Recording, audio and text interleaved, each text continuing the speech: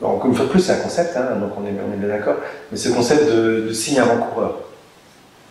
Donc, qui dit que ce dont on va parler ce soir, par exemple, ne pourra jamais être la cause d'une compréhension d'un éveil ou de quoi que ce soit, mais sera le parfum ou le signe avant-coureur de quelque chose qui se passe déjà là maintenant, qui est déjà là en fait. On ne va pas créer quelque chose, c'est déjà créé en fait.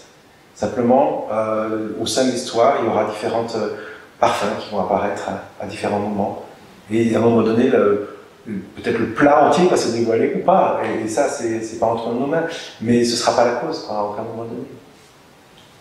Enfin, ça, il n'y a rien d'ailleurs. Ni ça, ni rien. Non, ni rien. On est d'accord. On est d'accord. Mais là encore plus, parce que là on dit, bon alors, ok, on a parlé, on est d'accord, on a isolé la bête, le problème, tout devient clair et tout. Qu'est-ce qu'on fait maintenant? C'est la question logique suivante, quoi, en fait. Et qu'est-ce qu'on, au sein même de la question de qu'est-ce qu'on fait, il y a plein de zones d'ombre, parce que qui ferait quoi, le on, de qu'est-ce qu'on fait, donc ça voudrait dire qu'on peut aller d'un point A à un point B, et à obtenir quelque chose, qui obtiendrait quoi, etc. Enfin, on génère en permanence notre hallucination à travers ce genre de questions, quoi, en fait, quoi.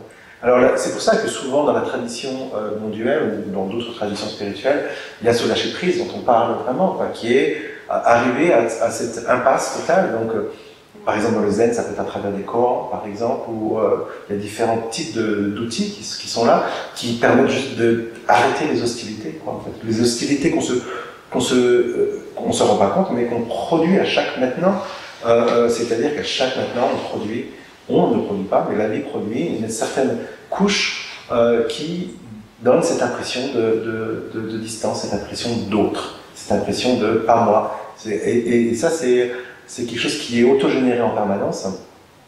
Et donc, s'il y a une porte de sortie, hein, une fois de plus, hein, là j'avoue que je vais y aller très doucement, s'il y a une porte de sortie, c'est dans le non-faire. Et c'est surtout pas dans l'enfer.